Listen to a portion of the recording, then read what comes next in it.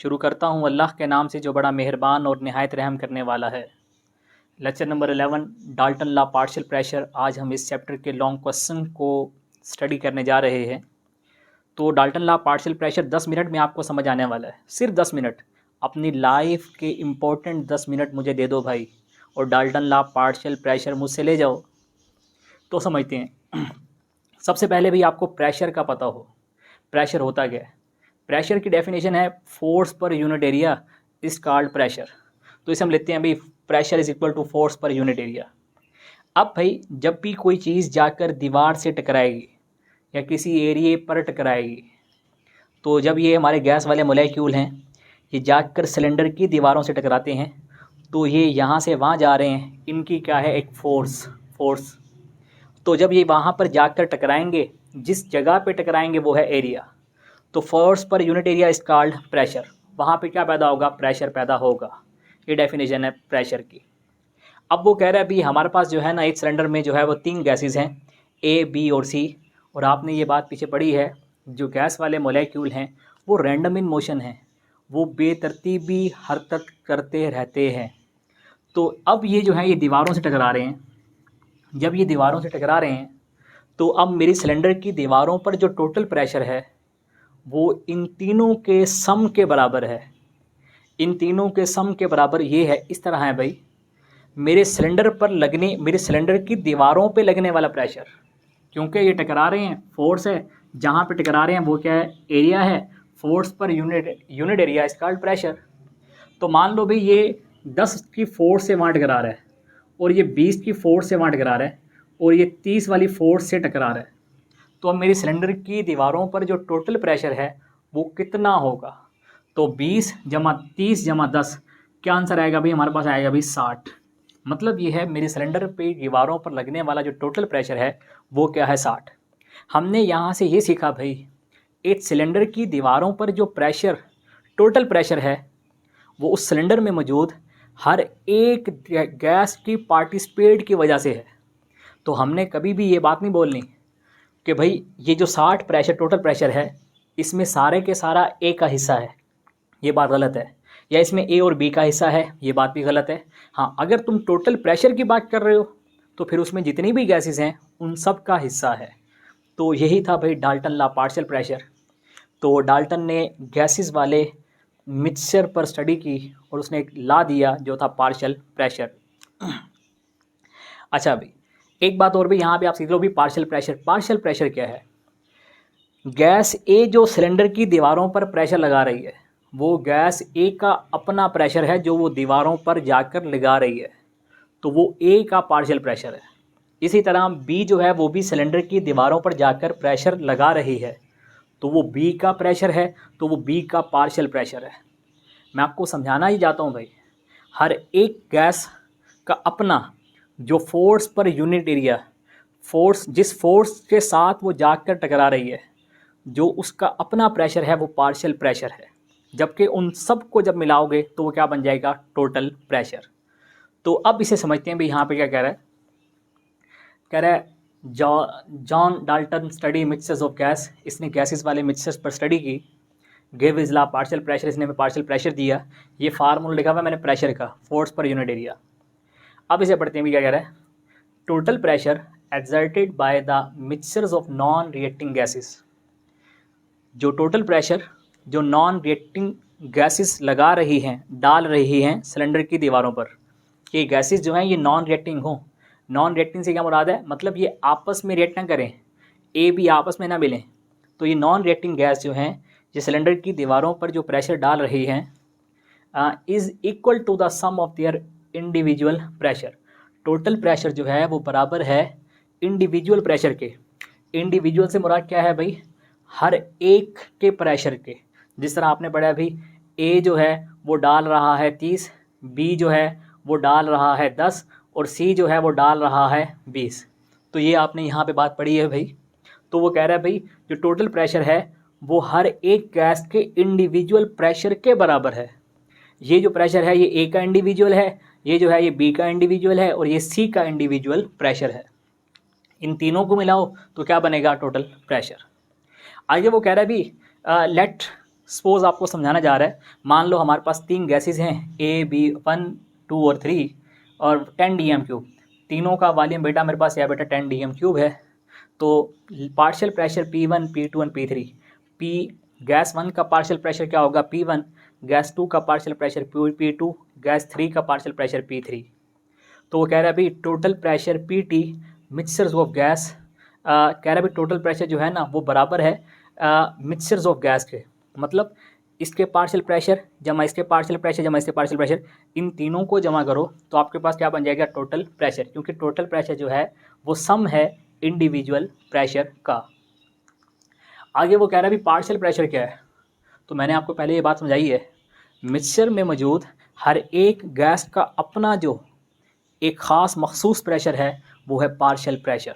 जैसे ए का 30 था, बी का 10 और सी का क्या था 20। तो इसे पढ़ते हैं, the partial pressure of gas in a mixtures of gases is the pressure that it would exert on the wall of container. कह रहा है पार्शियल प्रेशर जो है वो किसी एक गैस का वो प्रेशर है, गैसेस के मिक्सचर में किसी एक गैस का वो प्रेशर है, it would exert on the wall of container, जो वो सिलेंडर की दीवारों पर डाल रही है। तो इसे हम यहाँ से समझते हैं भाई, कह रहा है मिक्सचर्स ऑफ गैसेस में पार्शियल प्रेशर जो है वो प्रेशर है जो वो सिलेंडर की दीवारों पर डाल रहा है, तो ये पार्शियल प्रेशर है। आगे वो कह रहा है भाई if it were all alone in the same volume and same temperature. ये बात समझना क्या कहना जा रहा है, मान लो भी हमारे पास ना एक सिलेंडर है, उसका वॉल्यूम 10 dm³ है, और एक सिलेंडर और है उसका वॉल्यूम भी क्या है 10 dm³। तो भाई यहाँ पे मेरे पास 3 गैसेस हैं, एक ए है और एक बी है और एक सी है, और आपको पता है जो सी है वो प्रेशर डाल रहा है, कितना प्रेशर डाल रहा है भाई दीवारों पर 20। अब वो कह रहा है भाई मिक्सचर्स ऑफ गैस में एक गैस का वो प्रेशर जो वो दीवारों पर डाल रही है उसे बोलते हैं पार्शियल प्रेशर। तो अगर मैं यहाँ से सी गैस को निकाल लूँ और मैं उसे 10 dm³ पे डाल दूँ, इसका भी वॉल्यूम 10 dm³ था, इसका वॉल्यूम क्या 10 dm³, तो यहाँ पर दीवारों पर इसका प्रेशर 20 था, लेकिन जब मैंने इसे अकेला कर दिया तब भी इसका प्रेशर बेटा मेरे पास है भाई, सी का प्रेशर बेटा मेरे पास ये आ रहा है, वो भी क्या आ रहा है 20।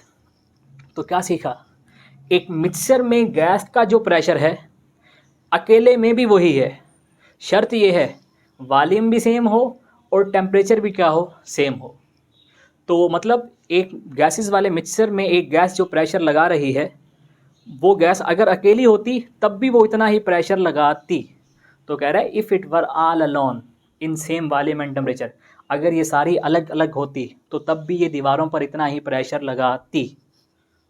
तो आगे वो कह रहा है भी 4 सिलेंडर सेम वॉल्यूम, हमने 4 सिलेंडर लिए हैं जिनका वॉल्यूम सेम है, वो है 10 dm³, each and 3 gases H2CH4O2। In gases को बेटा हमने जो है ना वो पहले 3 सिलेंडर में डाल देना है अलग अलग। तो वो कह रहा है भाई 3 ऑफ देम सेम टेम्परेचर, लेकिन बेटा टेम्परेचर क्या हो सबका सेम हो। तो जब हमने इन्हें अलग सिलेंडर में डाला, इसे मैंने डाल दिया 10 dm³ वाला सिलेंडर में, इसे भी अलग डाल दिया, इसे भी क्या डाल दिया अलग डाल दिया। अब ये जो सिलेंडर पे दीवारों पे प्रेशर लगा रहा था H2 वो था भाई हमारे पास 400, और ये जो दीवार पे प्रेशर लगा रही थी हमारे पास वो था हमारे पास 500, और ये जो लगा रही थी सिलेंडर की दीवारों पर प्रेशर वो था हमारे पास भाई क्या 100। तो यहाँ पे वो कह रहा है भाई the partial pressure 400 torr 500 torr and 100 torr, जब ये अलग अलग थी सिलेंडर में 10 dm³ में, इसका प्रेशर 400 था, इसका 500 था, इसका 100 था। तो अब वो कह रहे हैं आगे हमें दीज गैसेस ट्रांसफ़र 4 सिलेंडर, अगर मैं इन सब गैसेस को एक ही सिलेंडर में डाल दूँ, इन सब को मैं एक ही सिलेंडर में डाल दूँ और उसका वॉल्यूम बेटा मेरे पास क्या हो 10 dm³। वॉल्यूम हमने हमेशा सेम लेना है भाई, वॉल्यूम भी सेम, टेम्परेचर भी क्या लेने सेम। तो अब वो कह रहा है भाई जितना प्रेशर ये अलग अलग लगा रही थी, अब ये उतना ही प्रेशर इस 10 dm³ वाले सिलेंडर में भी लगाएंगी। तो the gases transfer 4 cylinder of capacity 10 dm³ at same temperature. जब हमने इसे 4 सिलेंडर में डाल दिया जिसका वॉल्यूम भी 10 dm³ है, टेम्परेचर भी सेम है, तो अब इस सिलेंडर का टोटल प्रेशर क्या होगा आपको पता तो है भाई, total pressure sum of the individual pressure. तो टोटल प्रेशर PT हाइड्रोजन के प्रेशर के, मीथेन के प्रेशर के और O2 के प्रेशर, तीनों को मिलाकर क्या बनेगा टोटल प्रेशर। तो ये 400 था, ये 500 है, ये 100 है, क्या आंसर आ रहा है अभी 1000 टोर। तो आपके सिलेंडर पे अब जो प्रेशर है वो क्या है भाई 1000 टोर। तो डाल्टन लॉ में सिर्फ एक ही बात आपने सीखनी है, वो क्या सीखी भाई, जब भी सिलेंडर की दीवारों पर टोटल प्रेशर की बात करेंगे तो ये बताना ज़रूरी है उस सिलेंडर में जितनी भी गैसेस हैं उन सब का पार्टिसिपेट है, ना कि किसी एक गैस का पार्टिसिपेट है। सही है भाई। टोटल प्रेशर जो है वो सम होता है इंडिविजुअल प्रेशर का। अब जो है बेटा हमने वो डाल्टन लॉ को थ्योरेटिकल, पहले जो बात हम कर रहे थे वो एक्सपेरिमेंटल थी, अब जो है वो हमने थ्योरेटिकली ये जनरल गैस इक्वेशन के ज़रिए डाल्टन लॉ को प्रूव करना है। तो अब जो है बेटा वो यहाँ पे मैं ये कह रहा है, these three non reacting gases are behaving independently. वो कह रहा है भी हमारे पास ये जो हमने जो पीछे बात की है, हमारे पास जो तीन गैसेस थी बेटा हमारे पास, आपको पता है भी एक थी H2, एक थी O2 और एक थी CH4। वो कह रहा है ये तीनों गैसेस जो है ना ये इंडिपेंडेंट आज़ादाना बिहेव कर रही हैं, क्योंकि जो इनका प्रेशर अकेले में था वही प्रेशर इनका मिक्सचर में है, तो इनके प्रेशर में चेंज, इनके पार्शियल प्रेशर में चेंज नहीं आया। कह रहा है भी under normal conditions molecule of gas has move independently, जो गैस वाले मालिक्यूल हैं वो इंडिपेंडेंटली वो ज़्यादा ना मूव कर रहे हैं। सो general gas equation apply individual gas. कह रहा है फिर हर गैस के लिए ना अलग अलग गैस पर जनरल गैस इक्वेशन को अप्लाई किया जाए, क्योंकि हर गैस जो है वो आज़ादाना है, वो दूसरे पर डिपेंड नहीं कर रही, तो हर गैस के लिए अलग से जनरल गैस इक्वेशन अप्लाई की जाए। तो जनरल गैस इक्वेशन बेटा आपको पता है होती है PV = nRT। बेटा ये PV nRT, तो पहले हम लेते हैं H2 के लिए, तो बेटा मैं लूँगा PH2 V N number of mole H2 RT। इसी तरह बेटा PCH4 NCH4, अच्छा PO2 NO2। अब सवाल ये है सर आपने P के साथ H2 लिख दिया, आपने N के साथ भी H2 लिख दिया, आपने V R और T के साथ H2 क्यों नहीं लिखा? क्योंकि बेटा T भी कांस्टेंट है, हमने कहा है भाई टेम्परेचर भी कांस्टेंट तब्दील नहीं करना और वॉल्यूम भी क्या हो कांस्टेंट। जब ये दोनों चीज़ें कांस्टेंट हैं, सही है भाई, फिर जो है बेटा हम स्टडी करते हैं भाई अपने टोटल प्रेशर को और इंडिविजुअल पार्शियल प्रेशर को। तो वॉल्यूम भी कांस्टेंट है, टेम्परेचर भी कांस्टेंट है, आर तो वैसे ही कांस्टेंट है, तो बेटा ये तीनों कांस्टेंट हैं, इसलिए बेटा मैंने इनके साथ H2 नहीं लिखा। इसी तरह यहाँ पे भी ये कांस्टेंट है। तो अब बेटा अगर मैं V नीचे ले आऊँ तो क्या बनेगा, PH2 NH2 RT over V, PCH4 NCH4 RT over V।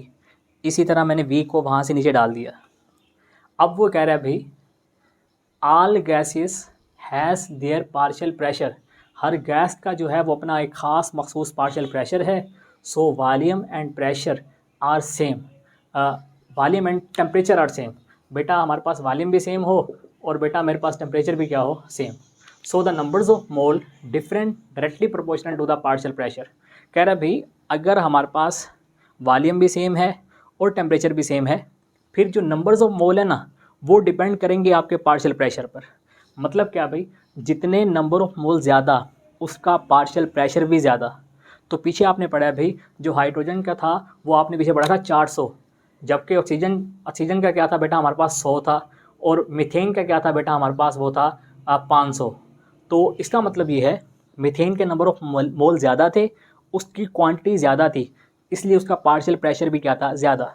और ऑक्सीजन का क्वांटिटी कम थी, मोल भी कम थे, उसका पार्शियल प्रेशर भी क्या था, कम।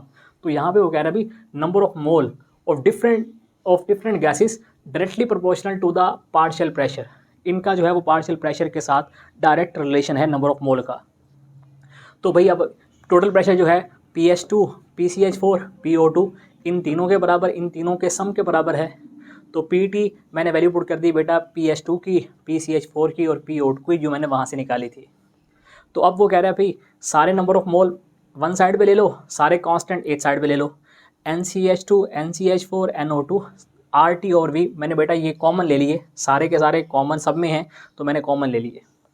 तो अब वो कह रहा है भाई PT डायरेक्टली प्रोपोर्शन NT, मतलब तो हमने ये बात ऊपर पढ़ी भी है, तो अब V को वहाँ ले जाओ, क्या बनेगा PTV = NTRT। अब यहाँ से हमने क्या सीखा भाई, वही जब general gas equation mixtures of gases पे अप्लाई हो जाए ना तो वो बन जाता है डाल्टन लॉ पार्शियल प्रेशर।